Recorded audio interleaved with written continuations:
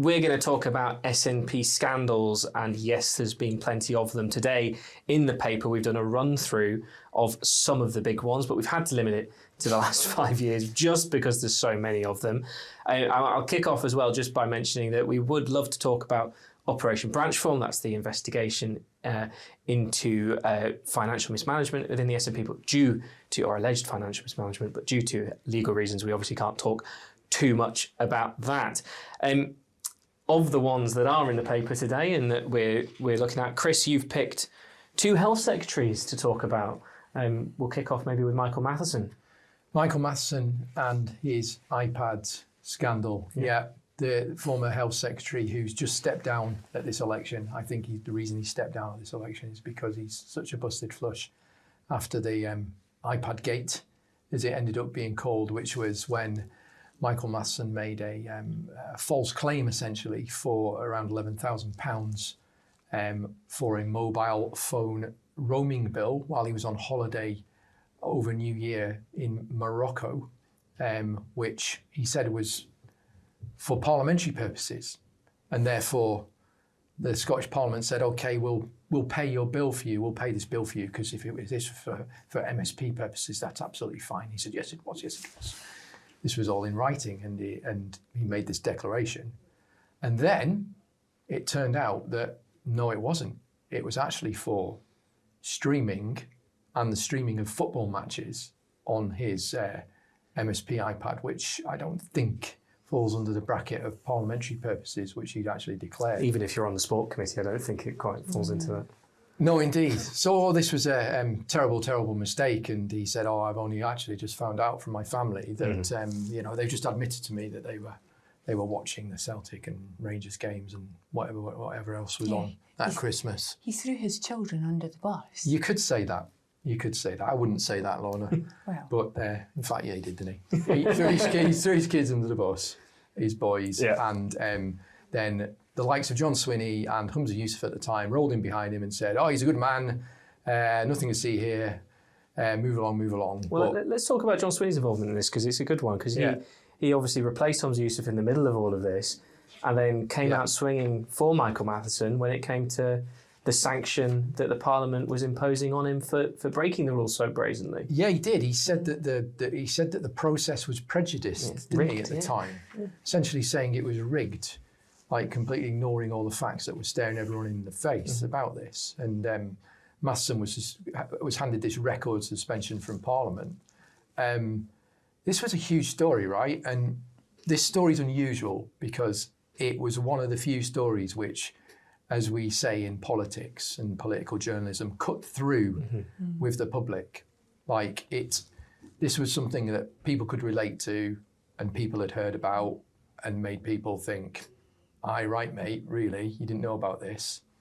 He insists he didn't know about it, I should stress to this day, but I also say he's very lucky that there wasn't a police inquiry resulted from this, because I'm going to be careful what I say here, but essentially he made a false declaration to Parliament from which he gained financially in the first instance to the tune of £11,000, which he would have otherwise had to pay back.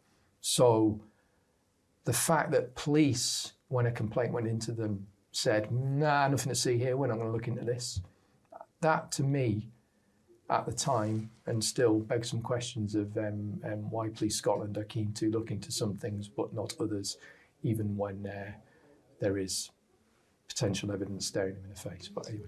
And another football-based scandal involving another health secretary in the form of Neil Gray and his limos. Neil Gray, yeah, you remember that one? Oh, yes.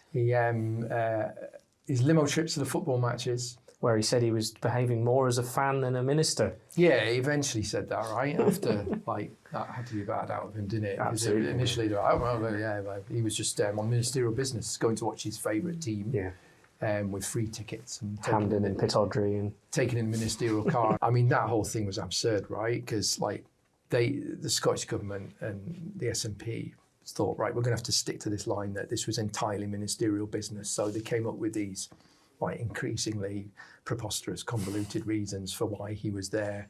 Now, what did he say? He was there talking about alcohol at football in one instance, and there was various other reasons. And then other stuff came out in the mix. Do you remember there was then we found out that Neil Gray went to the premiere of a film. Yeah. I can't remember what the Saoirse film was Ronan's called. film. Yeah, which was set on Orkney, Yeah. right? Which is where Neil Gray's from. So he took his ministerial car to the premiere of this film at the GFT, I think it was, wasn't it? Yeah. And it's like, what's the health secretary going to a freebie for, like, you know, some film based on Orkney for? Well, we knew what it was because, like, he tweeted in advance saying, I'm really looking forward to this film because he's from there, right? So then there were questions, well, why did you take a ministerial car there for this freebie? And the context for this, wasn't it, at the time, was Keir Starmer was also getting criticised for limos, and, you know, the SNP were on the top of their moral hill as usual. Ground, right? So so anyway, he went to the GFT to watch this film. Questions came in from the likes of us saying, you know, what justification is this for this? And John Swinney was among the people who came back and said that it was justified him going to this film that he said he wanted to watch because it was on his home island, because the movie includes issues of drug addiction, alcohol addiction, and mental health and well-being. Yep. Therefore, as health secretary, I mean, it's ridiculous, right?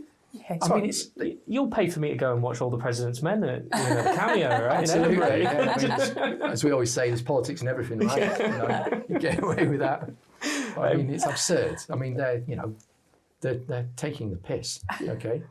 Lorna, you've on another scandal, a much more serious one than those two in terms of the impact on victims, is the case of Jordan Linden.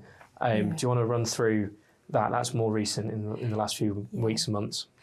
Jordan Linden, I think, has got cut through. For anybody who doesn't know, Jordan Linden is the former leader of North Lanarkshire Council, the youngest council leader in Scotland, as he was at 27, and came via the Youth Parliament, went up, worked for various MSPs, and then suddenly finds himself, as a councillor, and then leader of the council.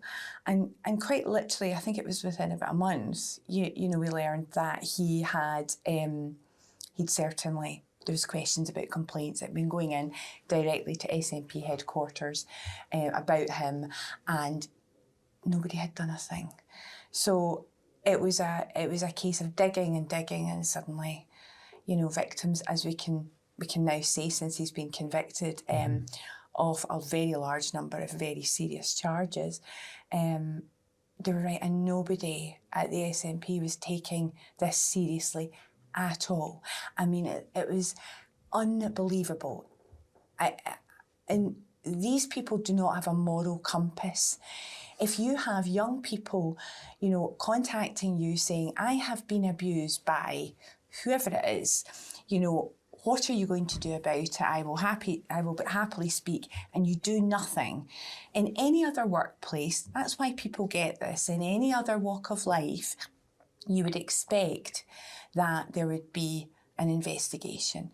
No, the SNP lied to us as journalists, threatened us with legal action, reporting to our watchdog. I mean, it was scandalous, and everything that we wrote about it, and every paper that did stuff was correct. And that's why we saw that man in court, convicted by a jury of, 15 charges? And he is facing jail. Obviously, we will be finding out his sentence. The SNP, I don't think could have cared less. There was a very, very, as you touched on there, there's a very, very aggressive campaign by the SNP HQ to shut this story down when it originally came out. People were following up the original story in the Sunday Mail, where Lorna was at the time. And we put the calls in, I remember vividly, it wasn't me personally, but we had a reporter put the calls into the SNP to say, what about this? Have you got a statement on this? And the response we were met with was essentially a warning from them that if you follow this up, you're going to be in danger of a press watchdog complaint. I mean, it's absolutely appalling, right? I was on that shift. I know it wasn't working at this paper, but I got exactly the same threat. So the first reaction of the SNP was to try and shut this down. It wasn't concerned that, hold on, this is an entire public interest in this story being out there and publicising, and we should maybe go and find out what the hell is going on. No, the instinct was to try and shut it down. Yeah, we see this time and again with them. That's the thing. It's a perfect example of that. I mean, bearing in mind, I had the emails in my hand, and they were lying directly to I'm happy to say that because it was, and I think that the public saw that, as you say, it's a kind of microsphere of what they actually do, which is attack. They feel under attack, and rather than finding out the facts and rather than getting to the bottom of something, they completely and utterly deny everything.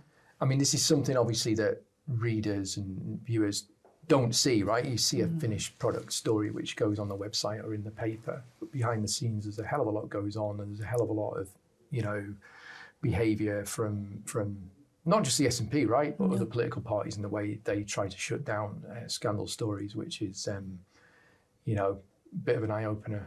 It never ceases to amaze me on any scandal and all the ones that we're talking about, why sensible, smart people who are in positions of power do not deal with them directly, immediately, right there and then. Yeah. I think all of us would. I don't understand it. They also don't understand optics either. And the longer something goes on, the worse it gets. And I don't know whether particularly the SNP depend upon their core support who think that we're all telling a bunch of lies. But, we're not. We can't get things in print without, very high bars to reach. Indeed. So I really think that for whoever is in power, they need to start learning that accountability matters, and you can move on very quickly if you deal with this situation. It's the cover up, not the crime, that kind of so often gets, and we've seen that time and again with the SNP. Yeah, and I mean, in terms of it getting progressively worse, let's talk about Margaret Ferrier.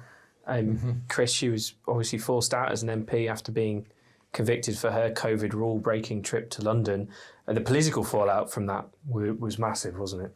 Yeah, before we get into the nitty-gritty of the Ferrier case, the political fallout from that was huge because it led to the by-election in Rutherglen and Hamilton West, which kind of announced the resurgence of Labour across the UK. And of course, that seat was then held again at the 2024 general election. It was a big turning point, that by-election. But the scandal itself is kind of interesting and has sort of lived on for... It's a bit of a symptom of the SNP as well, isn't it, in the way that it was handled? At the time, this was... It's difficult. It's one of these things back in COVID. A lot of people have kind of forgotten what it was like at the time, right? But this was at the end of 2020 when it was pre-vaccine. She took her test while she was feeling unwell. And at that point, as we all knew at the time, you were told then to stay at home and wait for your test result. But she didn't. Instead, she went off down to London, and it was when she was in London at the Commons that she received her positive test result. At that point, she should have definitely gone into isolation, but she, hopped back on a train and came back north and, broke the law by doing so. Culpable and reckless conduct was the ultimate charge, and she was later convicted of that. Lorna, I know you have a slightly different view on Margaret Ferrier. Yeah, I do.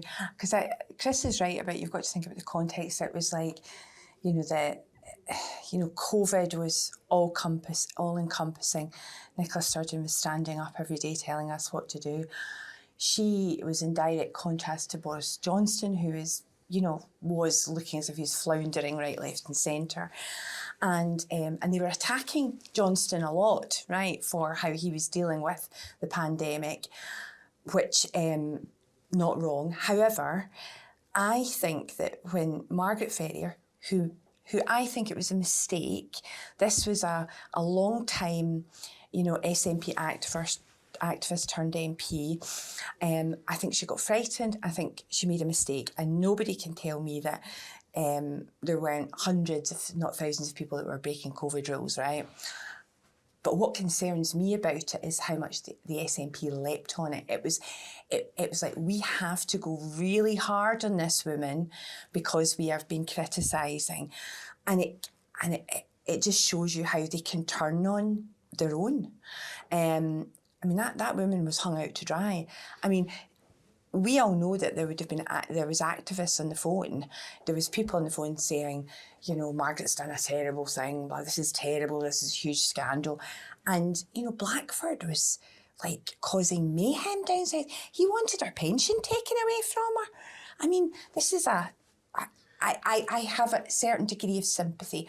I think it was correct that obviously, you know, that there was a by-election, but I think they saw it as a way to kind of, or certainly Sturgeon saw it as a way to have moral superiority again. Well, she made the fatal mistake, didn't she, Margaret Ferrier, of embarrassing the dear leader, because correct. You know, Sturgeon was fielding questions on this on a, you know, daily basis. So she'd become a potential source of embarrassment. Therefore, she had to be, you know, and they are very ruthless, as we've seen. It wasn't crime of the century, right? I get that, but at the same time, you know, she was a lawmaker. She can't be a lawbreaker and all that. I think she had enough chances to realise that maybe she should have stayed at home, right?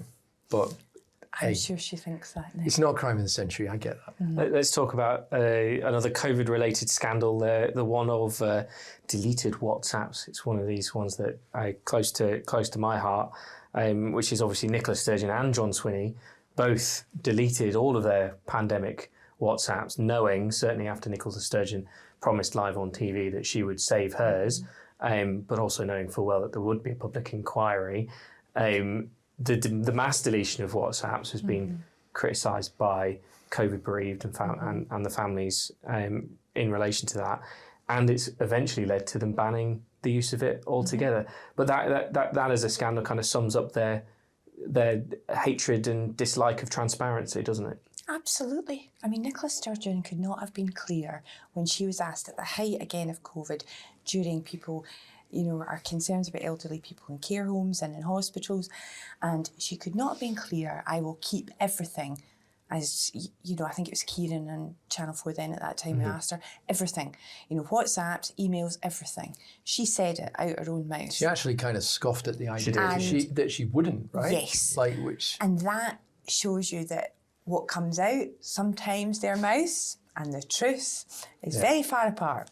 And it was appalling, and as you say, it was sneering. And then we find out she has deleted them. Manually deleted WhatsApps. John Swinney has manually deleted them. Kate Forbes kept hers. And Jean Freeman kept hers. Hamza Yusuf kept his. Hamza Yusuf found his. Originally, he'd said that he deleted them, and then he found the phone down the back of the sofa. Found someone on phone. So, but it was imperative for him to find the phone down the back, so since he was First Minister at that point. But I think that's one of the biggest scandals around the COVID. I don't agree with the argument that Boris and gang also didn't keep theirs. She gave a promise on live television. And, you know, and the only hint of regret was when she was questioned in the final hours of the COVID inquiry. She admits she deleted them and then starts crying. And, you know, the people who lost loved ones who wanted answers, you know, I'm sorry. Again, callous beyond. Stretches credulity a bit like, I can't remember who it was exactly, but the case of the phone being dropped in the sea off the side of a boat during the Rebecca Vardy versus Colette Rooney case. Yes. We just don't believe it. As Lorna says, it's like, you know, the SNP supporters always come back and say, yeah, but they deleted them down south too. Yeah, but they didn't go on TV, stare down the barrel and say, I would never delete them. How dare you even suggest it? You know, words to that effect. I mean, just exposes, you know, that, well, deviousness, right? Well, let's talk about a much less serious scandal, but one which maybe sums up how the SNP respond to scandal, which is probably my favourite story of the last year, which is Jamie Hepburn versus Douglas Ross, Royal Rumble number 2, which was the two of them having a rammy in Parliament over seagulls. GULLGATE. GULLGATE. Chris, that was over within about 24 hours from the moment Douglas Ross stood up and accused Jamie Hepburn of having grabbed his cuff and taken him aside and shouted and sweared at him, to Jamie Hepburn being forced out of government. But it kind of sums up how the SNP approach these things. Yeah, because like even that, which was like so obviously like he obviously had to go. You can't be a minister in government and start going around like grabbing people and bawling them in their faces outside Parliament, right? In Parliament, but in a corridor. You just can't do that, right? According to one senior special advisor, if we sacked everyone who did that, we wouldn't have a government. Well, there you go. But they defended him, right?